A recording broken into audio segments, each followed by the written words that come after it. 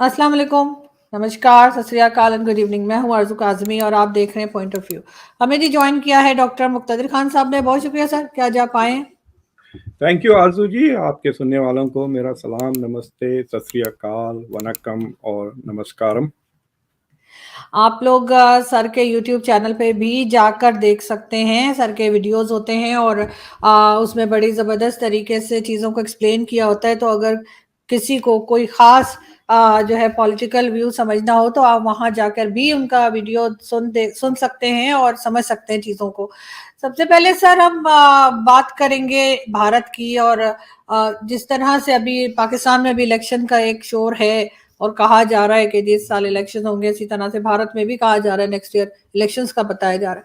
दोनों जगह की अगर हम गवर्नमेंट्स को देखें इस वक्त, आपके ख्याल से पाकिस्तान की गवर्नमेंट जो इलेक्शन को लेके आगे चल रही है और जाना नहीं चाह रही मगर जाना तो खैर पड़ेगा, उसको आप किस तरह देखते हैं पाकिस्तान की सिचुएशन को देखते हुए? और भारत में क्या लग रहा है, क्योंकि जो गवर्नमेंट के सपोर्टर्स हैं वो तो यही कह रहे हैं कि अगली बार भी जो है वो नरेंद्र मोदी जी ही आते हुए दिखाई दे रहे हैं।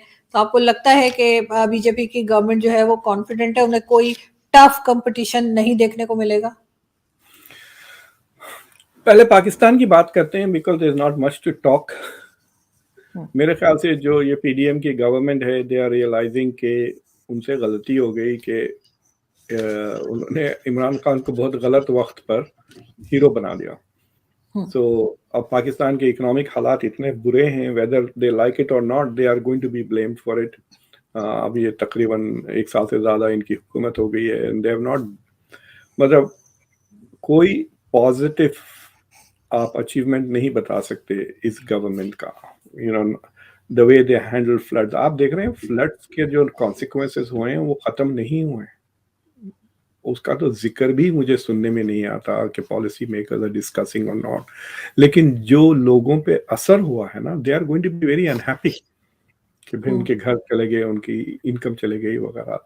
तो पब्लिक में एक रिजेंटमेंट होता है और उससे क्या होता है, एंटी इनकम्बेंसी पैदा होती है। मतलब अगर आप उनसे इंटरव्यू लेंगे तो शायद वो आपको कोई ऐसा कोहेरेंट जवाब नहीं दे सकते हैं कि वो खुश क्यों नहीं है और क्यों नहीं।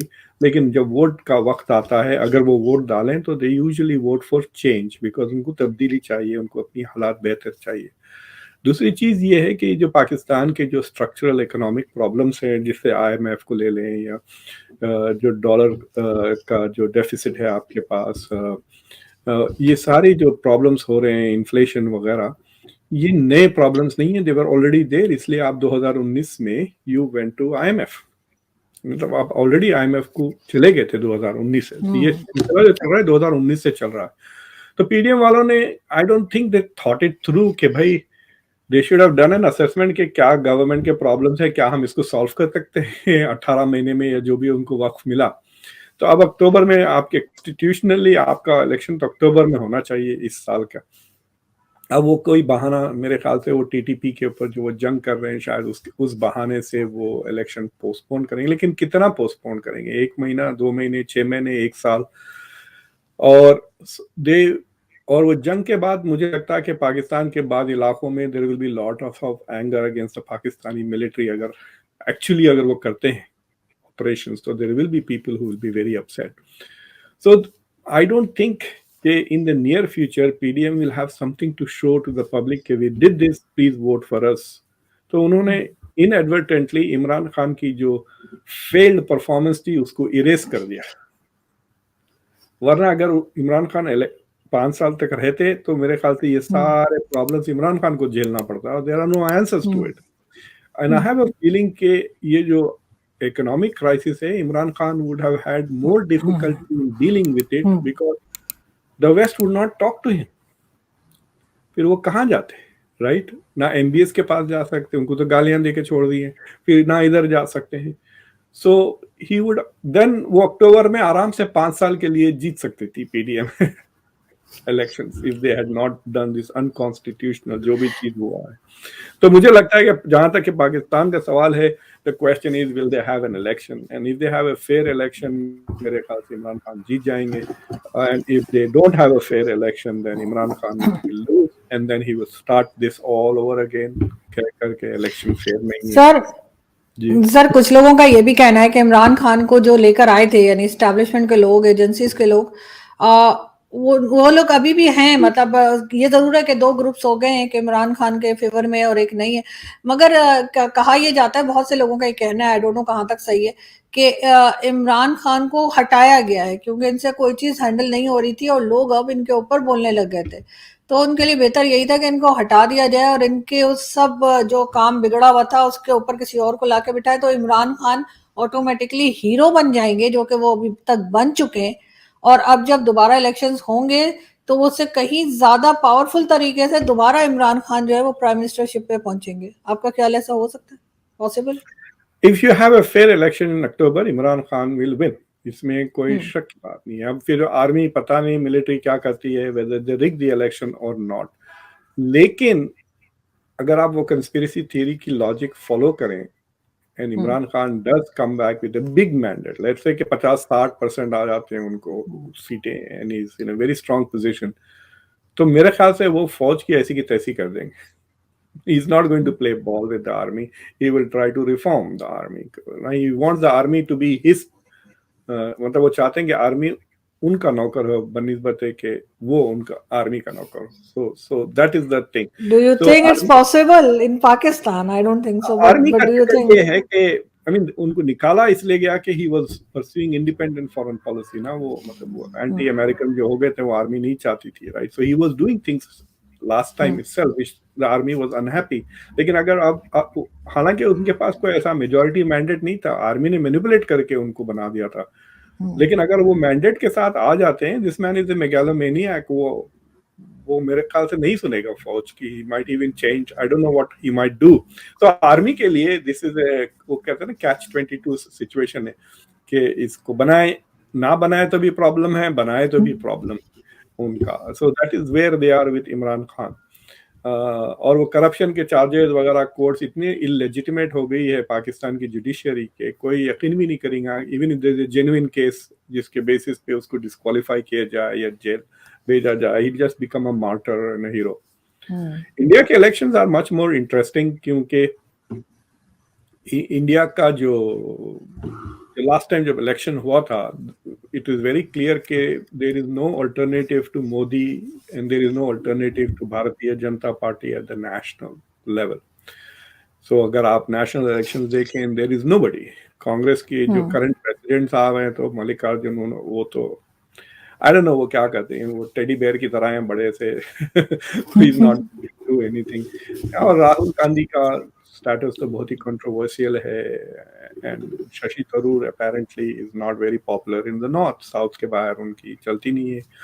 सो Congress does not have somebody who can stand up to Modi. मतलब इंडिया में वो डिबेट का कल्चर डायरेक्ट तो नहीं है, बट जो प्लेटफॉर्म्स वगैरह पे हैं, जिस तरह से मोदी क्राउड्स अट्रैक्ट करते हैं ऑन द नेशनल लेवल, वो इवन इन एरियाज जहां बीजेपी की हुकूमत नहीं है, Modi will get a huge crowd. और दूसरी चीज ये हो गया है सेकंड टर्म में बीजेपी के, I think that BJP has become bigger, Modi has become bigger than BJP and bigger than RSS. मैं कभी मेरे साथ लोग बहस करते हैं यूट्यूब पे या ट्विटर, और मुझे ऐसा लगता है कि they are confusing Modi and India. उनके दिमाग में मोदी और इंडिया एक हो गए। So he has achieved that kind of support and popularity in India, but that does not necessarily mean that they are going to sweep the election. Majority debate ये हो रहा है कि मेजोरिटी आएगी या कोलिशन की गवर्नमेंट फॉर्म कर, कोalition government, right? मैं ये भी सुन रहा था अभी, मुझे बड़ी हैरत हुई कि कांग्रेस और ममता बनर्जी के बीच में शायद कुछ एडजस्टमेंट नहीं होगा, agreement, because the Congress people feel that Mamata Banerjee might keep the option open of joining the BJP in government at the national stage अगर BJP को coalition की जरूरत पड़ती है। So that to me was quite surprising. I don't know how legitimate वो perspective है, but जहाँ तक के नेशनल इलेक्शंस का सवाल है, वो एक ही सवाल है, will BJP win an absolute majority or will it come in with a coalition? India की पॉलिटिक्स ऐसी हो गई, it is become on the national level one party state which is BJP, जो कंपटीशन आ रहा है, तो अगर फॉर एग्जांपल अगर आप देखें 2019 में बीजेपी को सिर्फ 37% ऑफ द वोट मिला, बाकी का जो वोट था, मतलब 3 में से 1 बंदा बीजेपी को वोट डाल रहा है, 2 बंदे बीजेपी को वोट नहीं डाल रहे हैं, but they are not voting for Congress, they are not voting for one party, they are voting for their local regional party. तो अगर आप साउथ में देखें, कर्नाटक के अलावा कहीं भी बीजेपी का उतना इन्फ्लुएंस नहीं है, तेलंगाना में कोई और है, इस तरह से। So I have a feeling that you will see the same thing. Regional parties will get members parliament में 5, 10, 15, 20 ऐसा, और कांग्रेस का बोल भी नहीं सकते, Congress might even end up with 0. Who knows? मतलब 2-3 चीजें तो हैं, साउथ में जीत जाएंगे Shashi Tharoor, if Rahul Gandhi runs for election, if he's allowed to run, he might also win. South में थोड़े से seats हैं, so it should, I hope के सेफली हो जाए election without too much of गड़बड़, ये वो एक्स्ट्रा करिकुलर एक्टिविटीज बहुत होते हैं इंडिया में इलेक्शन को लेकर, स्पेशली नैरेटिव बाजी वगैरह। आई होप कोई ऐसा कम्युनल वायलेंस वगैरह की ना हो, बेसिकली सिंपल इलेक्शन सीधे साधा हो जाए, जल्दी हो जाए। But it is going to be, अभी कैंपेन सीजन शुरू हो रहा है। अमित शाह ने बिहार में जाके एक तकरीर की, तो you can see that it campaign mode में आ चुके हैं वो। जो चाइना के बारे में भी उन्होंने कहा, अमित शाह साहब ने, China is going to be a big issue. China मतलब कांग्रेस जो है, regional parties probably will not talk about foreign policy, वो अपने लोकल, इंडिया का जो डोमेस्टिक इश्यू है, अनएम्प्लॉयमेंट अभी भी 7-7.5% के ऊपर है, तो उस पर ज्यादा तवज्जो। बात जगह काफी बुरी तरह, आपको पता है कि वो मिलिट्री रिक्रूटमेंट, शायद अग्निपथ जो पैथवे था, उसके काफी प्रोटेस्ट हुए थे। फिर देर आर ऑल्सो कुछ सिविल गवर्नमेंट की, पब्लिक सेक्टर की जॉब्स के बारे में भी रिडक्शन हो गया है, रेलवेज, इस तरह की जो जॉब्स हैं, people are unhappy, unemployment is high. मैं भी करेंटली एक किताब पढ़ रहा हूँ का, एक प्रिंसटन यूनिवर्सिटी के प्रोफेसर हैं, उनका नाम है अशोका मोदी, और वो IMF के इकोनॉमिस्ट थे कई साल, इज वेरी फेमस इकोनॉमिस्ट। उन्होंने किताब लिखी कि India is broken, Indian economy की वो क्रिटिसिज्म काफी की हैं, वो पढ़ रहा हूँ मैं, होपफुली नेक्स्ट वीक तक। काफी इतनी मोटी किताब है, it will take a couple of weeks. So there are some issues on the domestic front, jobs को लेकर, और लेडीज के भी अनएम्प्लॉयमेंट काफी हाई हो चुकी है इंडिया में। तो हमारे पास अमेरिका में एक इंडेक्स होता है, उसे कहते हैं मिजरी इंडेक्स। तो अगर आप इन्फ्लेशन को ले लें और अनएम्प्लॉयमेंट को ले लें, ये 2 चीजों को अगर आप ऐड करें, and if it is more than 10, तो इनकम्बेंट हार जाता है यूजुअली। तो अगर आप 2024 के शुरू में अगर 5-6 महीने तक मिजरी इंडेक्स 10 के ऊपर है, तो I can guarantee you Biden will lose. Doesn't matter क्या इश्यू, क्योंकि पब्लिक को जानते नहीं। आप रोज जा रहे हैं, कुछ ना कुछ गैस खरीद रहे हैं महंगा है, दूध खरीद रहे हैं महंगा। आपको पता है पिछले 5-6 महीने से मेरी बेगम इतनी परेशान है कि स्किम मिलना बहुत मुश्किल हो गया है Delaware. It's irritating, price is also high. तो उतना ज्यादा इरिटेट नहीं होता, लेकिन sometimes it's irritating for her to go from, अच्छा यहाँ नहीं मिला तो फिर दूसरे जगह आ जाए तीसरा। तो ये जो रोजमर्रा ये जो नाखुशगवारी जो पैदा हो जाती है ना, रिजेंटमेंट, उससे क्या होता है कि आप एंटी इनकम्बेंट हो जाते हैं। तो anti incumbency is affected by the state of the economy. India में दूसरी चीजें भी बहुत ज्यादा मतलब इन्फ्लुएंस होती हैं, सिंबॉलिक, जैसा राम मंदिर है। सो बीजेपी विल हैव ये अचीवमेंट, ना कि हमने राम मंदिर बनवाना शुरू कर दी, दे आर होपिंग कि वो जनवरी तक बन जाएगी 2000 इलेक्शन से पहले। फिर ये कहेंगे हमने 370 को भी रिपील कर दिया। तो दीज आर अचीवमेंट्स, राइट। आपके पास नौकरी हो ना हो, आइडियोलॉजिकल रीजंस के लिए शायद आप वोट भी डाल दें बीजेपी को। So there are cultural factors and there are economic factors.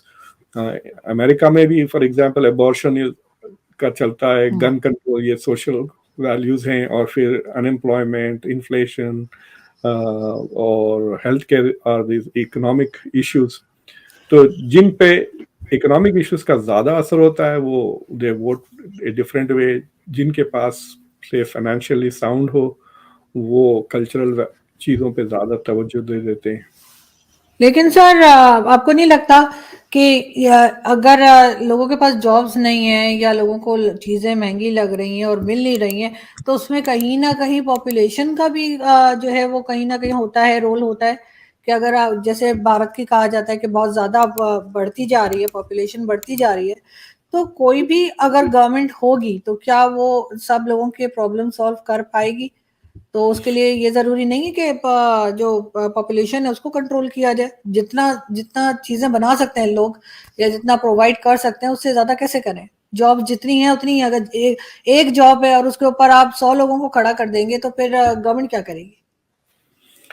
I mean this is quite puzzle है ना। India is also democratic. China की तरह वो वन वन चाइल्ड पॉलिसी ऐसा इम्पोज तो नहीं कर सकती। और आप देख रहे हैं कि चाइना की वन चाइल्ड पॉलिसी की वजह से काफी नुकसान हो गया है, and they are regretting it. Population बूढ़ी हो गई है और उनको सपोर्ट करने के लिए वर्कर्स की कमी पड़ रही है चाइना। आपको मुझे आपको हैरत होगी कि आई एक्चुअली सस्पेक्ट कि China might become a country that taxes immigrants in the near future. उनके पास वर्कर्स ना होंगे और हेल्थ केयर इम्प्रूव हो गया है, तो लोग सर मर ही नहीं रहे हैं, 80-90 साल तक जा रहे हैं, वो स्टेट पे बर्डन बन वो जाते तो हैं। सही है, लेकिन सर टू चाइल्ड पॉलिसी भी अपनाई जा सकती है क्योंकि ज्यादातर बच्चे तो मुस्लिम्स के ही होते हैं। हमारे यहाँ भी पाकिस्तान में 4-6 से पहले कोई रुकता ही नहीं है, तो वो वही बात है। द गैप बहुत तेजी से कम हो रहा है मुस्लिम और इंडियन हिंदू में इंडिया में। एंड अगर आप सेंसस के रिपोर्ट्स वगैरह देखें, the gap is reducing very fast. In fact the rate of child birth मुसलमानों की ज्यादा है अभी भी, बट इट इज गोइंग लो। लेकिन अगर आप एजुकेशनल लेवल्स पे अगर अलग करें लोगों को, सो फॉर एग्जांपल सिर्फ 3 या 3.5% मुसलमान हाई स्कूल के बाद अपर एजुकेशन में जाते हैं, यानी डिग्री वगैरह। तो तकरीबन 97-96% लोग are not college educated. So there is a strong correlation between, for example आप मेरी क्लास को अगर आप लेते हैं, मेरी इंजीनियरिंग की क्लास को, तो मेरे इंजीनियरिंग क्लास के जितने भी लोगों के बच्चे हैं वो मेरे बच्चों से 5-6-7 साल बड़े हैं, क्योंकि वो इंजीनियरिंग करके जॉब पे लग गए, शादियां कर ली, बच्चे कर ली। मैं फिर 2 मास्टर्स किए, फिर पीएचडी भी की। और पीएचडी का लंबा दौरान होता है, 5-6 साल लगते हैं बेगम के साथ। एंड फिर we are in a foreign country, so we had kids, मतलब शादी के 7-8 साल के बाद, राइट। तो जो but you can see the difference. मेरी क्लास में जो बैचलर्स डिग्री किए हुए हैं खाली, उनके बच्चे वो नाना दादा बन गए, और जो पीएचडी और मास्टर्स करे हुए हैं उनके बच्चे are definitely younger. So education का भी डायरेक्ट कोरिलेशन होता है, both in number of kids. अब क्योंकि आप 30s में, मिड 30s में अगर आप बच्चे पैदा कर रहे हैं, then you are not going to go and have 4-5 आप 2 पे ही रुक जाते हैं। The younger people who tend to have 3 kids. So education का भी एक रोल है इन पॉपुलेशन कंट्रोल। बट आजकल मैं इंडिया में आई हैव नॉट किसी से, आपने कभी सुना है Narendra Modi talking about population control करें या पॉपुलेशन की बात? Nobody seems to be worried about population. In fact sometimes वो बड़े फखर से कहते हैं कि हम 1400 करोड़ और 140 करोड़ हैं, वी आर द, फिर ये सब बोलने को मिलता है ना कि दुनिया की सबसे बड़ी डेमोक्रेसी है। पता नहीं sir, I don't know sir, इतने पॉपुलेशन कंट्रोल पे बात क्यों नहीं होती, जबकि होनी चाहिए हिंदुस्तान में भी और पाकिस्तान में भी। क्योंकि हमारे यहाँ भी इवन जो आपके पास पाकिस्तानी तो अमेरिका बहुत ज्यादा और इंग्लैंड और अमेरिका जो पाकिस्तानी चले गए, उनके भी 4 से कम बच्चे नहीं है। हमारे तो एक रिलेटिव ऐसे भी रहे हैं जिनके 16 बच्चे थे, उसके बाद भी उन्होंने एक और अडॉप्ट कर लिया, उनको 16 भी कम लग रहे थे। तो यहाँ पे तो ये भी होता है। I don't know what it is के कई पढ़े लिखे लोगों को जानता हूँ मैं, 2-2 पीएचडीज हैं फैमिली में, मियाँ बीवी दोनों, फिर भी बच्चे 3-4 हैं, 4-5 भी हो सकते हैं। सो दैट इज ट्रू। बट यहाँ पे इनके पास पैसा भी है ना, they have money, so they can provide education for these people and they can send all of them to college. So So that is not that big a problem because they all become very productive. फिर America को immigrants लेने की जरूरत नहीं पड़ती है अगर domestic.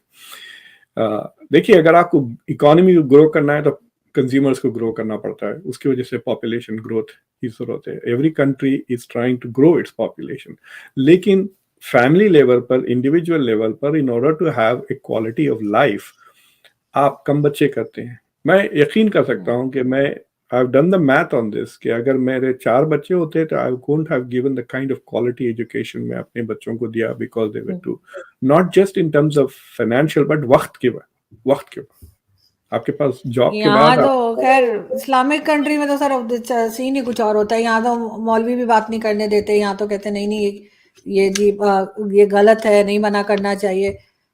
Government ने 1-2 बार स्टार्ट लिया, वो बच्चे 2 ही अच्छे, और जिनसे जो कमर्शियल कर रहे थे, जो एक्टर, उनका इंटरव्यू हुआ तो उनसे पूछा सर आपके कितने बच्चे हैं, तो उन्होंने कहा 5। उनका आप कमर्शियल में तो आप कहते हैं बच्चे 2 ही अच्छे, वो कहेंगे उनमें से 2 ही अच्छे हैं, तो वो वाली बात जो है ना सर हो जाती है। नहीं, अगर आप बांग्लादेश की मिसाल लें तो Bangladesh has been a very good example of birth control. आपके सुनने वालों को कहूंगा कि ये चीज गूगल करके देखें, हदीस coitus interruptus class, coitus interruptus. तो बेसिकली अब मैं अभी जो सबसे बड़ी मुल्क है इंडिया है, उसके बाद चाइना है, बोथ आर अबाउट मतलब 140 करोड़ 130 करोड़। उसके बाद अमेरिका आता है जो 3.5 करोड़ 33, मतलब वी आर 330 मिलियन, राइट। तो 3rd प्लेस पर है। 4th प्लेस पर इंडोनेशिया, फिर पाकिस्तान आ जाता है 5th प्लेस पर।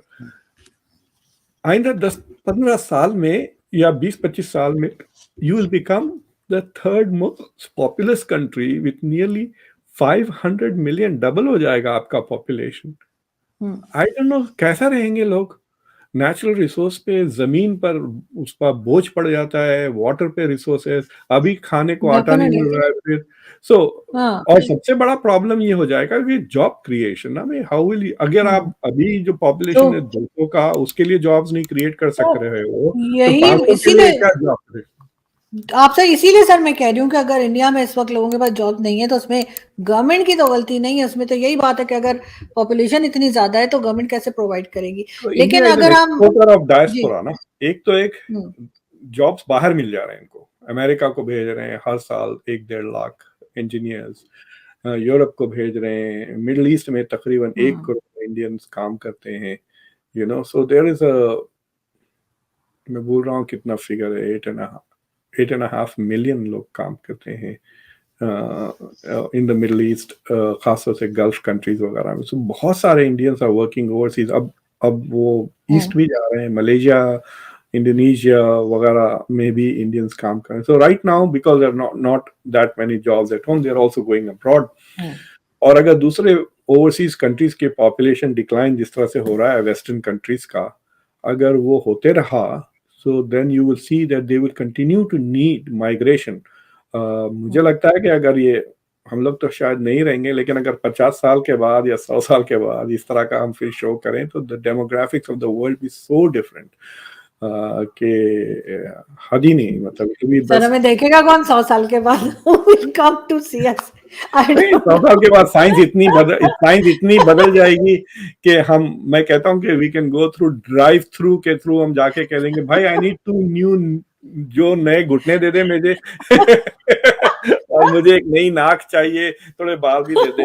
ड्राइव थ्रू में ही वो दे देंगे आपको। Hopefully science will develop that much. But I'm trying to say that the global demographic will change because of this. और because of migration, international migration दुनिया को बहुत बदल रहा है। सो बेसिकली ये देसी और चाइनीज यही डोमिनेट करेंगे सारी दुनिया। बिल्कुल, लेकिन सर लास्ट में अगर हम आबादी कम होने लगी है, चाइनीज की भी आबादी कम होने लगी है, तो बेसिकली उनकी तो ऑब्वियसली देसी इज डोमिनेटिंग द वर्ल्ड। लेकिन सर लास्ट में अगर हम बात करें डॉक्टर जयशंकर की और उनके जो विजिट्स अभी युगांडा के और जगह के हो रहे हैं, उसको आप किस तरह देख रहे हैं? मतलब जयशंकर साहब ने एक इंटरव्यू दिया था टू ANI, उसमें उन्होंने एक इंडिया के प्रायोरिटीज, फॉरेन पॉलिसी प्रायोरिटीज बताए थे कि इंडिया की प्रायोरिटीज, फर्स्ट प्रायोरिटीज नेबरहुड, उसके बाद एक्सटेंडेड नेबरहुड जिसमें सेंट्रल एशिया आ जाता है। तो first priority south Asia, second priority central Asia. उन्होंने थर्ड प्रायोरिटी में कहा कि basically managing the world powers को बैलेंस करना, जैसे अमेरिका है, चाइना है, रीजनल पावर्स। और फाइनली उन्होंने कहा था कि Africa is our first priority in the global south. So India is investing a lot in Africa. India is competing a lot with China. China पैसे खर्च कर रहा है, इंडिया गुडविल डेवलप कर रहा है, इंडिया उनकी मदद कर रहा है अफ्रीका की। So basically मैं जिस तरह से देखता हूँ कि चाइना बन रहा है उनका बैंकर और इंडिया बन रहा है उनका ambassador. So India will become the ambassador of Africa. So that is India's policy of becoming the voice of the global south, जो कहते हैं। सही। लेकिन सर अब एक जाते थे ये जरूर आपसे पूछूंगी कि आपको लग रहा है कि बीजेपी की गवर्नमेंट जो इस वक्त है उसमें डॉक्टर जयशंकर का भी बहुत बड़ा रोल है, इसलिए कि हमेशा से यहाँ पाकिस्तान में भी बड़ी तारीफ होती रही है फॉरेन मिनिस्टर की इंडियन। देखिए ही इज अ वेरी, क्या बोलना चाहिए, कॉन्ज्यूमेट प्रोफेशनल है ना, 40 साल से ये काम कर रहे हैं। He knows the ins and out of Indian foreign policy, he knows ins and out of global politics.